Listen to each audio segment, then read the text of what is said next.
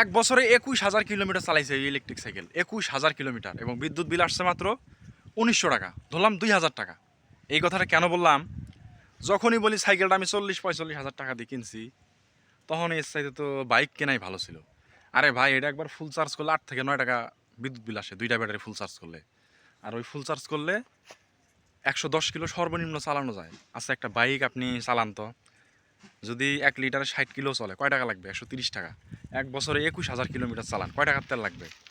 কমপক্ষে তো 40,000 টাকা তো লাগবেই। গাড়ি 40, তেল 40। এখন বলবেন গাড়ির অনেক সুবিধা।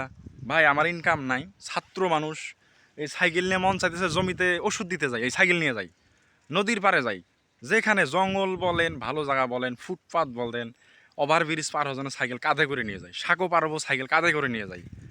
তো এই হচ্ছে বিষয়, আর কি বলবো। তারপরেও বাইক ভালো। তারপরেও অনেকেই জিগেলাম, আমি বলি সাইকেল 15 দিয়ে কিনছি, কারণ 40 বললেই তাদের মাথা নষ্ট, বাইক ভালো ছিল। 21,000 কিলোমিটার একটা বাইক চালাও, আর কি কমো? বাইক দিয়ে ইনকাম করা যাবে মেলাটা। হ্যাঁ, আমি তো কইলাম আমি বেকার, আমি ইনকাম করি না, তা আমার সাশ্রয় হয়েছে না। সাইকেল আমার নষ্ট হয় না, হ্যাঁ সাইকেল নষ্ট হয়েছে। সাইকেল সব মিলে 7,000 টাকা গেছে এক বছরে। কন্ট্রোলার গেছিলো একবার, মোটরের সমস্যা ছিল, টায়ার টিউ এসেই কারেন্ট বিল সহ 7,000 টাকার মতো গেছে। একটা বাইক নষ্ট হলে কত যাবে? মানে এটা আর কি বুঝাইলাম যে সাইকেলটা আমি কেন কিনছি।